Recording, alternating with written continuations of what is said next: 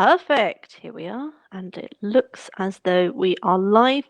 What I typically do is just wait until someone gives me a thumbs up, hopefully somewhere else on the screen.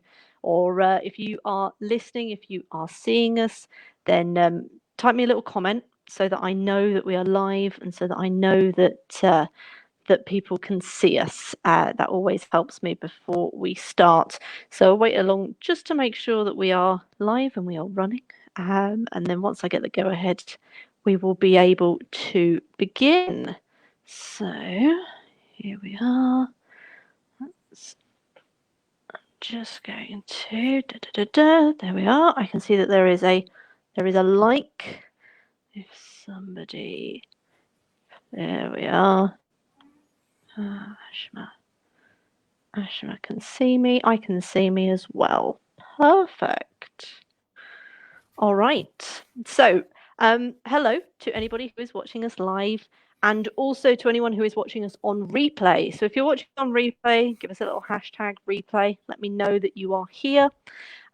This is Jemma Smith. I am one of the admins here in the 11 Plus journey, and I am here with Alexander Rosenberg, who is joining us as our second resource provider to answer Just a Minute, the 11 Plus style kind of game show to tell you a little bit more about our resource provider. So welcome, Alexander. Thanks for signing up. Thanks for having me. Perfect. So I've sorted the timer issue out.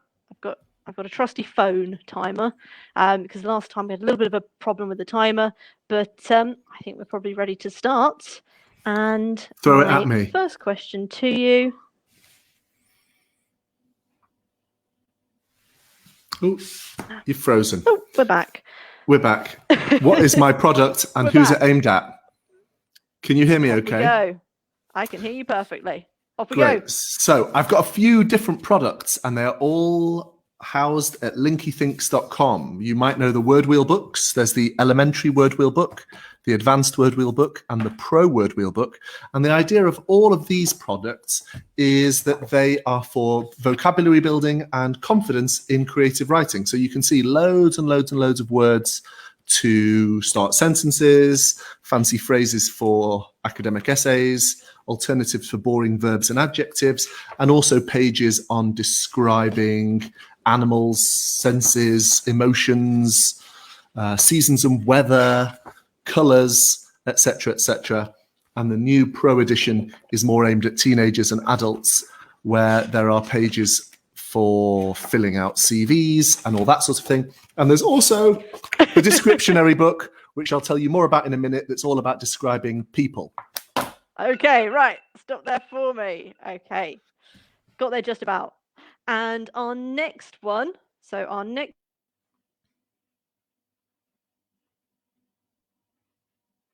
timers. I keep glitching out on you, don't I? Yeah. There we are. Right. We keep going. And the second one is, how can your product help children, tutors, and parents? Off we go. Okay. So I'll start with the descriptionary this time. The whole point is it's about making writing visual. Children find it very hard to conceptualize how writing paints pictures in our minds. And so the descriptionary is all about showing us how words connect with the visual and how we can describe what we see in the world. And so it's not just about cramming words down children's throats and expecting them to learn loads of new vocabulary. It's also a storybook. So it's about modeling good creative writing, showing children what they should work towards, and also giving teachers and parents the confidence as well, because that's, creative writing is one of the hardest areas to teach and to support children from home. So all of my products are designed to build confidence, make things easier, and to expose children to the full range of options at their disposal when it comes to creative writing and vocabulary building. Oh, look at that. Just in time. Perfect. And very well described. I particularly like in the descriptionary, the images. I think they're great. Thank you. They're really kind of descriptive. I think they're wonderful. Thank you. Ooh. All illustrated myself.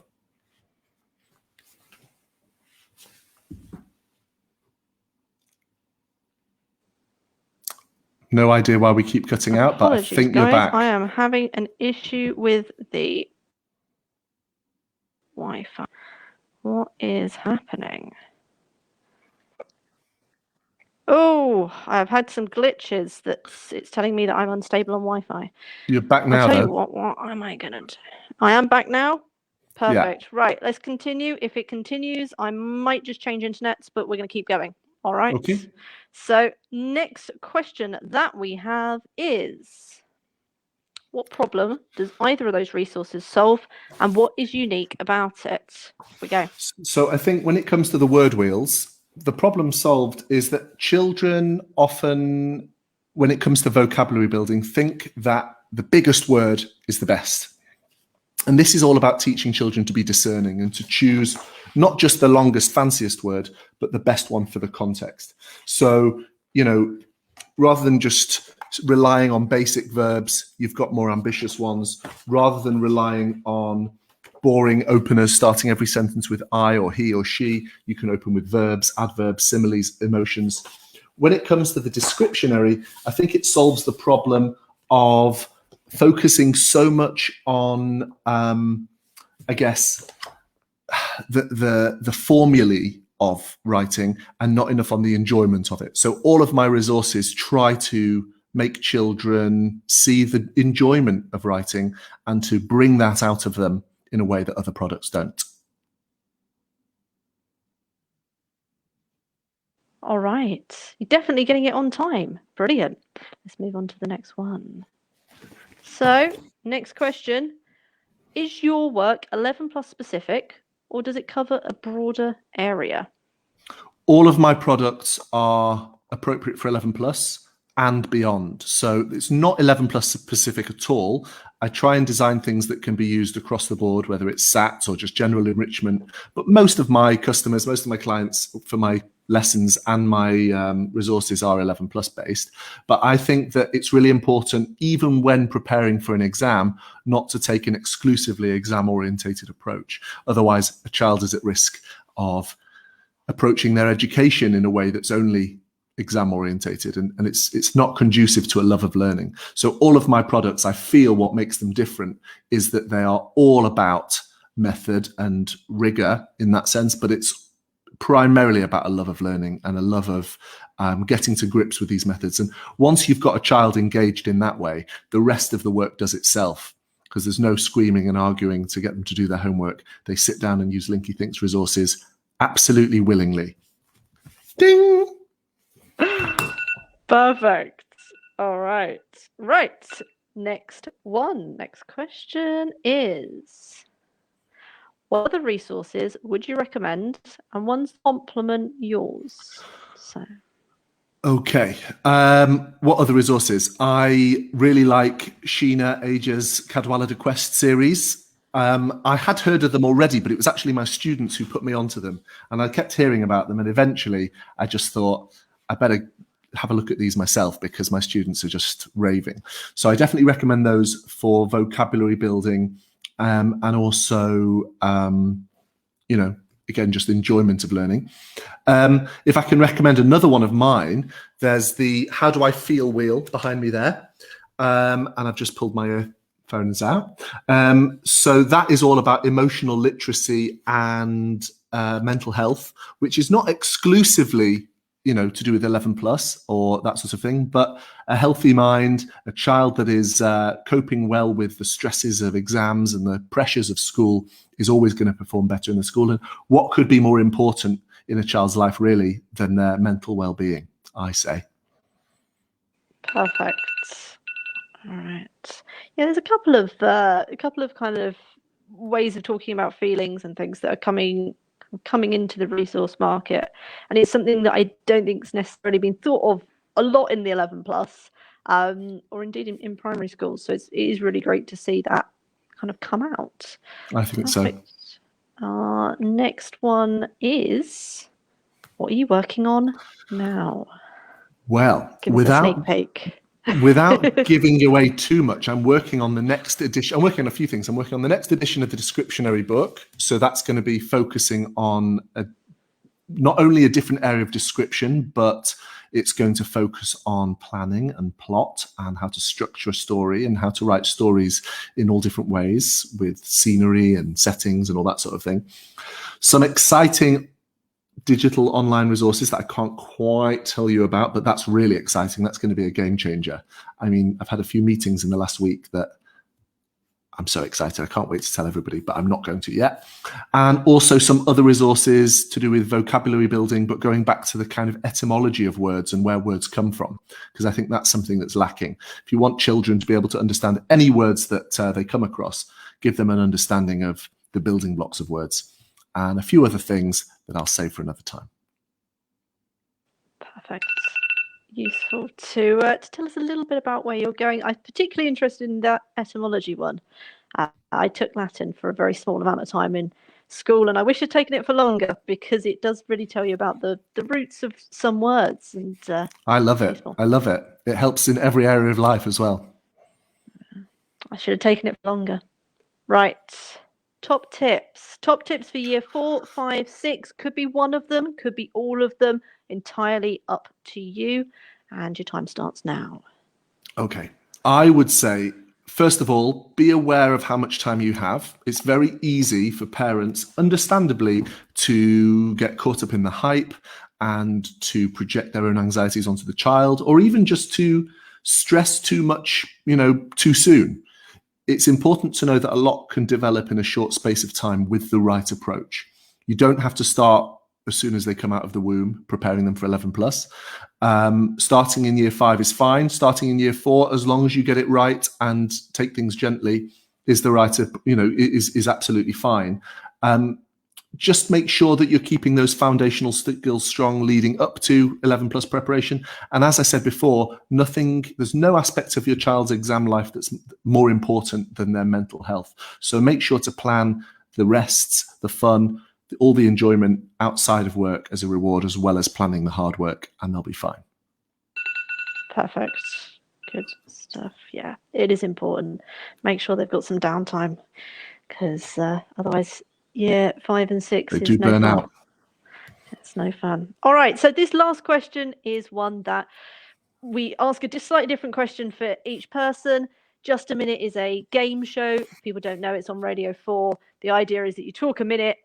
You actually shouldn't do repetitions or ums or ahs, but I've taken that out for this. I was going to say, how many ums and ahs have I done? Probably a lot. And we thought we couldn't probably get through without saying 11 plus or vocabulary in your case.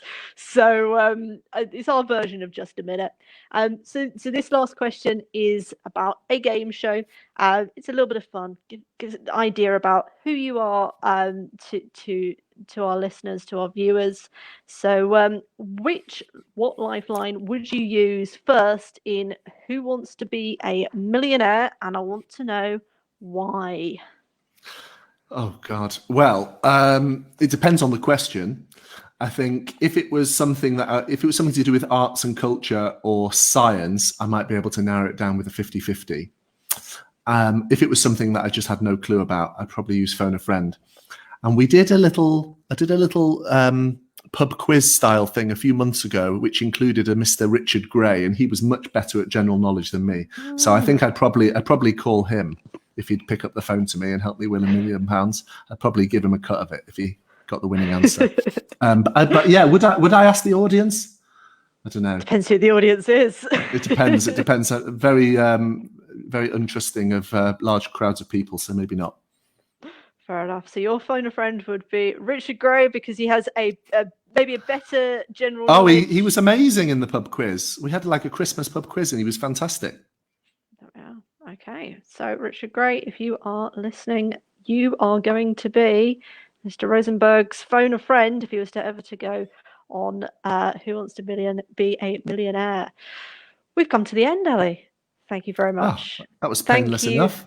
Ever so much for coming in and for showing our viewers a little bit about who you are.